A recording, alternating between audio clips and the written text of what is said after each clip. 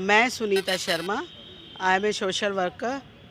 आपके हरिनगर में क्या मूलभूत जो है समस्याएं हैं? मूलभूत समस्याएं, सबसे पहले तो प्रशासन कोई काम नहीं कर रहे। ना एमसीडी, ना दिल्ली पुलिस, ना एनडीएमसी, ना डेसू, कोई कहीं सुनवाई नहीं है। यहाँ तक कि एमएलए एमपी के पास जाओ वो भी कुछ नहीं सुनते, कोई देखने नहीं आता। इलेक्शन में आ जाते हैं, उसके बाद कोई नहीं। इस बार लोकसभा का चुनाव है जी, कैसा आप लोग एक्सपेक्ट कर रहे हैं, कैसा नेता होना चाहिए? अभी तक हमें कोई ढंग का नेता नहीं मिला कि जिसके बारे में हम बोल सकें, क्योंकि जो भी आया सिर्फ मतलब के लिए अपने आया, बाकी कभी नहीं आया, पूछने कभी नहीं आया।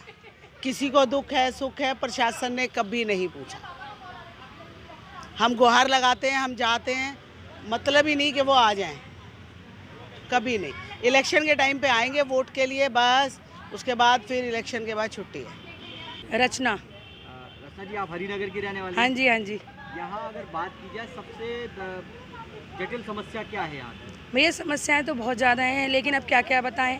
मेरी फ्रेंड ने बताया कि जैसे सीवर की समस्या है, और हमारे इलाके में ना कुत्तों की भी बहुत ज़्यादा समस्या है। हमारे घर के पीछे वो लाइसेंस का वो खुला हुआ है, वहाँ पर कूड़ा घर है। इतने कुत्ते हैं कि आपको क्या बताएं। गली में भी हमारे बच्चे हमारी ड्यूटी से आते हैं, रात भर नहीं सो पाते हैं। कुत्ते इतना आतंक मचा रखा है, पूरी रात भौंकते हैं।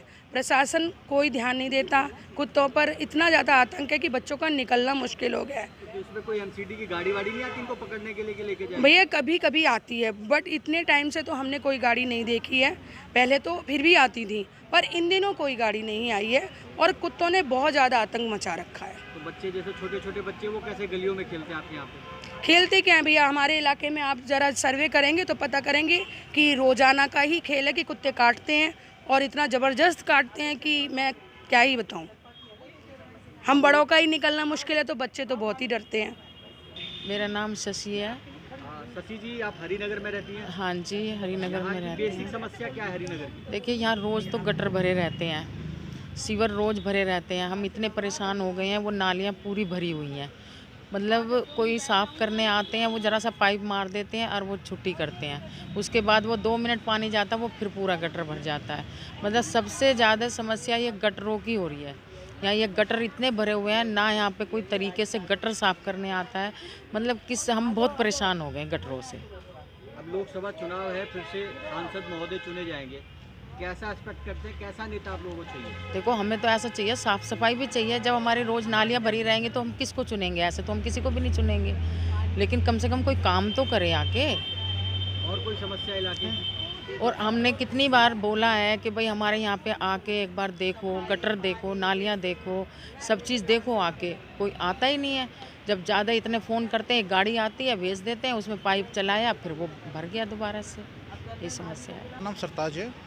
मैं डीटीसी कॉलोनी हरिनगर में रहता हूँ। हरिनगर के आप रहने वाले हैं। हाँ यहाँ जी। की बेसिक समस्या क्या है? सर, सबसे बड़ी बेसिक समस्या हमारे यहाँ जो है, हमारी डीटीसी कॉलोनी की समस्या है, जो कि सरकार ने हमसे वादा किया था इन मकानों का कि हमें इसका मकान मालिकाना हक दे दिया जाएगा, जिससे हमसे इन्होंने पैसे भी ले लिए हैं।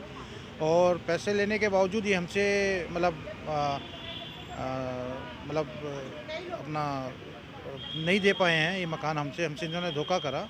और उसके बाद हम कोर्ट में भी गए। कोर्ट में जाने के बाद दिल्ली में, दरअसल इसकी पूरी स्कीम के बारे में बताऊं तो दिल्ली में इसमें की 6 कॉलोनियाँ बनी थी, जिसमें 5140 मकान बने थे, जिसमें 48 से 40 मकानों का मकान मालिकाना हक दे दिया गया। ये 300 फ्लैट रह गए थे। एक 150 क्वार्टर जो हैं आपके हरिनगर डीटीसी कॉलोनी में, और 150 क्वार्टर आपके राणा प्रताप बाग में है। और लगभग कितने लोग यहाँ रहते हैं? यहाँ करीब लोगों का अगर देखा जाए तो करीब 1200 से 1300 बंदे यहाँ पे रहते हैं। अब लोकसभा चुनाव है, नया सांसद चुना जाएगा, कैसा नेता हो कि कैसा आप लोगों को राहत दे सके? सर, नेता हमें ऐसा ही चाहते हैं कि जो कि हमारा जो मकानों का मसला है, वो मकानों का मसला हमारा हल करवाए। और हमें यहीं पे, जैसे कि केजरीवाल सर ने अभी इधर का MOU साइन कर दिया है, और मकानों को NBCC को के साथ करार इन्होंने कराया। इधर से यहाँ बन के मतलब टूट के इधर मल्टी स्टोरी बनेगी इधर। तो उसमें यही है कि हम यही चाहते हैं कि भाई इसमें हमारा भी कुछ ना कुछ शेयर हो, क्योंकि 1965 में मेरे फादर को लॉट हुआ था, और जब से हम लोग यहाँ रह रहे हैं, और हमें भी इसमें कुछ ना कुछ दिया जाए। जबकि हमसे पैसे ले लिए हैं इन्होंने, और पैसे एक बार ही नहीं, 2 बार ही लिए इन्होंने। एक तो हमारे फादर की सैलरी में से इन्होंने काटते रहे 100 रुपीज़ पर मंथ के हिसाब से, जो उसकी कीमत लगाई गई थी। 16,000 समथिंग कुछ लगाई गई थी और बड़े मकानों की जो 20,000 समथिंग थी, जिसमें वो पैसे भी ले चुके हैं। और जब रिटायर जैसे जैसे होते रहे तो मेरे फादर के तो पूरी ग्रेजुएटी, कई लोगों की पूरी ग्रेजुएटी इन्होंने रोक रखी है, जिसमें हम हाई कोर्ट में गए भी थे, केस भी जीत गए थे, उसके बावजूद इन्होंने हमें नहीं दिया उसका। अगर हम ऑल ओवर हरिनगर की बात करें तो यहाँ किस टाइप की समस्याएं अगर देखें तो पूरे हरिनगर की बात करें? सर हरिनगर की समस्याएं जो हैं ज़्यादातर लोगों की पानी की, और जगह जगह देखा आपने ये कुत्ते वगैरह है, ये बच्चों को कोई भी घूम रहा है तो उसे काट लेते हैं। ये समस्या कोई एमसीडी की यहाँ की ये प्रॉब्लम है। आपको बताऊँ तो एमसीडी में कुछ भी काम नहीं हो रहा जब से केजरीवाल सरकार आई है। पहले बीजेपी गवर्नमेंट थी तो कुछ काम होया करता था, अब तो यहाँ कंप्लेंट करते रहो पर कोई सुनवाई नहीं है सर यहाँ पर।